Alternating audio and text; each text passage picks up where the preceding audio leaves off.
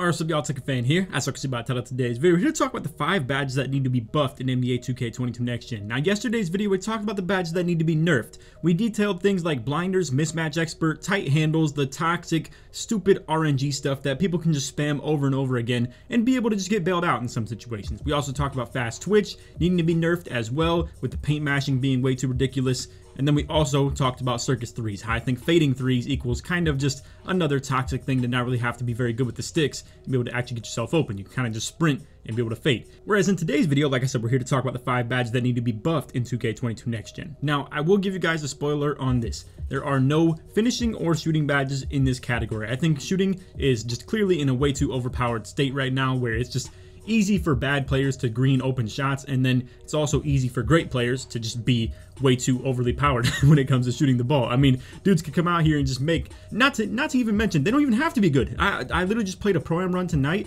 where dudes in one game were hitting, like, I want to say on me alone, I contested shots 20, 22, and 33%.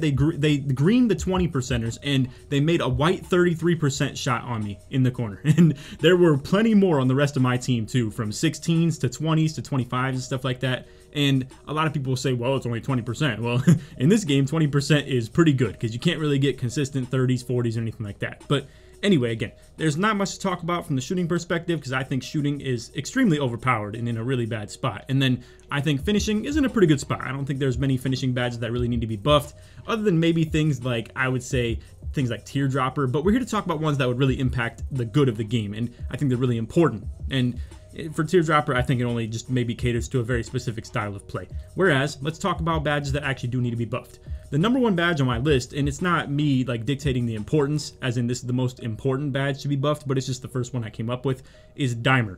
I believe if you have Dimer at an elite level, like the fact that this demands having 99 pass accuracy to have Hall of Fame Dimer, you should be like feared when it comes to you passing the ball. Like, people should be afraid to leave your teammates when you're passing when you have Hall of Fame Dimer, but that's not the case, to be honest with you. I think Dimer is just a kind of decent glue badge that people don't really run at a super high level anymore. People back in 2K, like from 17 to 20, used to run this at the highest level possible as a point guard because it was valued. Nowadays, I feel like from 2K21 to 2K22, it's all about playmaking to get yourself open. Only score, you know, you're running stuff like, obviously, tight handles, you got unpluckable, quick chain, quick first step. It's like, obviously, bullet passer is a must when it comes to playmaking. Handles for days, hyperdrive. I mean, people just don't run the badges that help their teammates anymore. And another reason is, obviously, it's really easy to shoot already. But what I'm getting at is, I think it'd be great if people who had this at an elite level, like I'm talking to have it on gold, to be at least somewhat feared, to have it on Hall of Fame, be extremely feared. And it's even worse that it requires you to have, like I said, 99 pass accuracy, which is so unrealistic, and it's really not at the value of anything amazing. You don't really get a crazy boost to your teammate's shooting ability for having Hall of Fame Dimer. It's good, it's definitely okay, but I think it'd be really nice to reward the people who make passing builds and actually did invest 99 pass accuracy into their build to be able to actually be feared and people not leave their corners at all because of the fact that you have this on. Now, that one right there was kind of my sleeper one when I was making this list. I feel like that was low-key something that I feel pretty personally about, but not a lot of people are probably going to agree with me, or they didn't really think about that when they were asked to maybe think of their top 5 badges that need to be buffed. The next one on my list is going to be pickpocket. Now, I do understand that it's not really a great place in this game when on-ball pluck steals are elite, but I will say this much. I think it'd be something good for the defense to fight back with in this game if you maybe buffed a couple of other defensive badges instead of this one, like we're going to talk about in today's video. I think that'd also be good, and it would definitely contribute in a way of stopping things like paint mashing or scoring guards on the perimeter, which we will talk about, like I said. But for pickpocket, this is my opinion. I think, honestly, you've seen a trend where people are starting to go with around like 92 ball handle, and they don't really care about like Hall of Fame unpluckable. They used to be doing this at the beginning of the year because why? Well, on-ball steals were pretty ridiculous, and dudes went to Hall of Fame unpluckable with 99 ball handle, and all of a sudden they just couldn't have the ball stolen from them. Now they kind of nerfed it to an extent with the pickpocket steals, as we all know, and now there's really no point in even putting pickpocket on as a lockdown. All you get are bump steals. It's only situations where you have to play extremely high and on someone's side and predict where the ball is going to be, which does take more skill, in my opinion, than a pluck steal. But again, I think this is something that could be at least decent in the game. This is like void now. There's no point in running pickpocket. There's no point in having 99 steal unless it's for passing lanes, because again, it really doesn't help you when it comes to on-ball stealing. And that's the threat that you are as a defender in this game. I mean, if we're not going to let people have extra lateral quickness off having clamps, which it doesn't do anymore, or for that matter, people are going to get tight handled. And let's just go ahead and talk about our other defensive badge that we're going to talk about. Ankle braces. It doesn't exactly work in a counter of tight handles. It's just not a direct one-for-one counter to tight handles that I feel like ankle braces should be. If you have ankle braces on at an elite level, which once again, if 91 perimeter defense is too low to be considered elite, let's just say if you had to have 99 perimeter defense to have Hall of Fame ankle braces, well, let's at least make it so Hall of Fame ankle braces actually stops you from ever getting stunned. I think that's not too much to ask for, to be honest with you. I feel like if you invested that much into your build, you have extreme perimeter defense. And again, I know the bar is set a little bit low by this game by only putting it to 91, but it still doesn't even do that much, to be honest with you. That's how I feel, and I think tight handles has all the priority in the world. And for that matter, tight handles only requires you to have 88 ball handle on Hall of Fame too. So, I mean, it's just overall, I feel like ankle braces needs to see a little bit of buff. And another badge that we're going to talk about that I think needs a buff, ironically, is going to be ankle breaker. Now, you're probably asking, Laker, what in the world are you talking about? You're talking about tight handles is too OP, yet at the same time you're saying ankle braces needs a buff, but then you're also saying ankle breaker needs a buff too. Here's my thing. Like I said, I think there's nothing wrong with, let's say, tight handles dominating worse perimeter defenders. If you have a build like this that only gets 76 perimeter defense and it only gets silver ankle braces, I think that it'd be ideal if you made a build with extreme ball handling ability. Like, let's say tight handles requires you to actually have 96 ball handle to have Hall of Fame instead of the 88 that it requires. Or let's say Hall of Fame ankle breaker, as you can see, it requires 94 ball handle. Let's reward people for upgrading their builds to that type of an attribute rating. And if they're going against a worse defender who maybe has, let's say, a center and he only has 50 perimeter defense, and he should be fearing those guards that have 99 ball handle. That's a good balance in the game, if you ask me. I think that's how you really expose taller centers that don't get badges like that, and they get afraid of switching on to guards and stuff like that as well. And then that's also how you make it so elite on-ball defenders can handle their own against ball handlers that are elite as well. So again, I think a great gaming experience would be if you have an elite on-ball defender with high perimeter defensive ability and he gets ankle braces on Hall of Fame.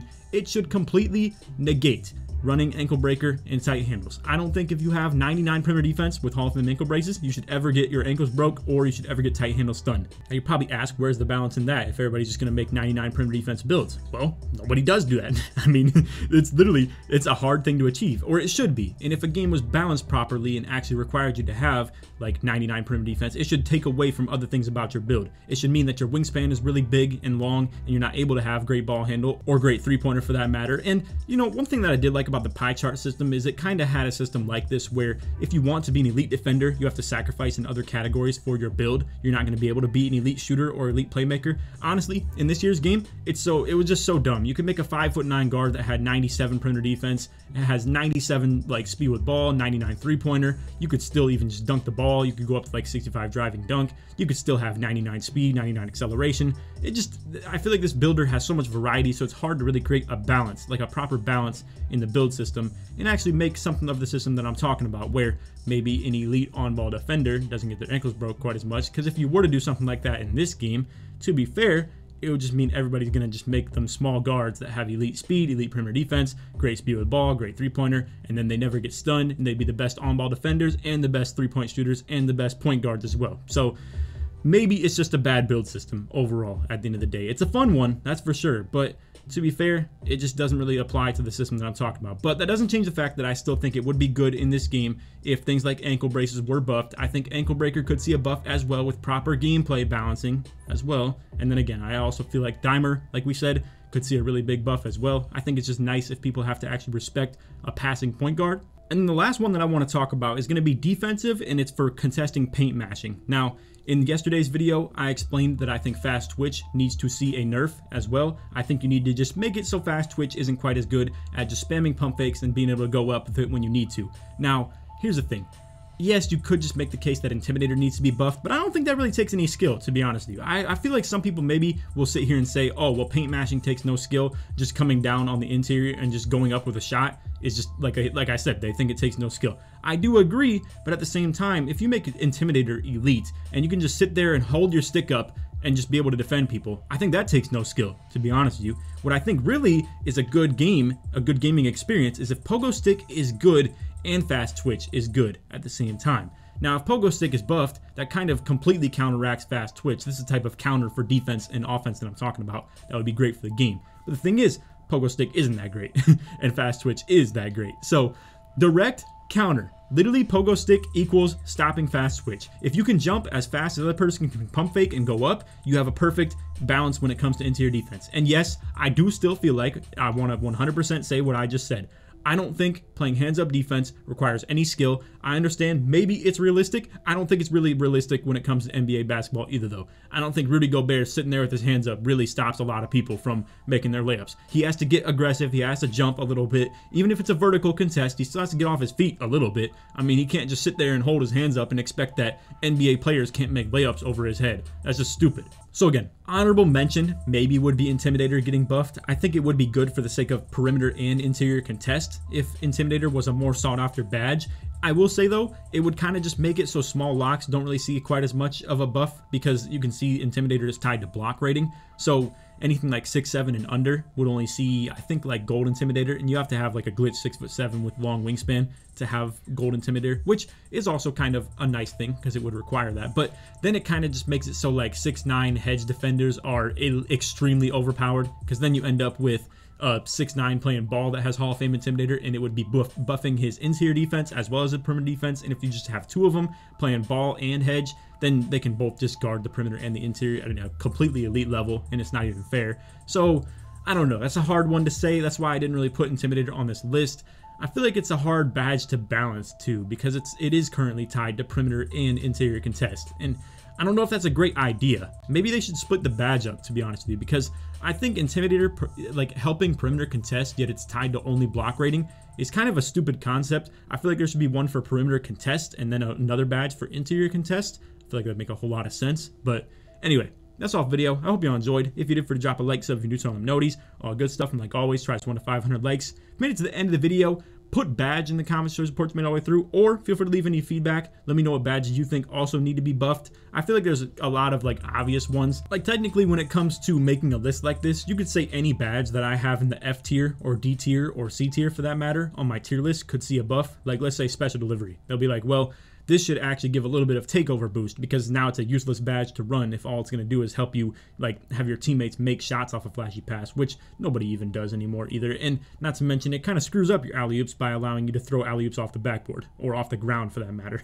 Then let's say, I mean, you could buff things like triple threat juke, but the truth be told, there's just not enough use for badges like this. You could also make the case for maybe needle threader. Maybe it would make it so point guards could throw stupid passes sometimes, but is that really a skill gap badge then? I don't know. But at the end of the day, if you're going to invest 99 pass accuracy into your build, maybe you should get away with some bad passes every now and then. Same way people who upgrade their three-pointer to 99 get away with some bad shots pretty often as well. So, I don't know. That's my thoughts. Feel free to leave yours in the comments. Like I said, feel free to leave any feedback that you would like. I'm very intrigued to see it. But anyway, that's all for the video. Hope you all enjoyed. And on that, take it, man. Peace.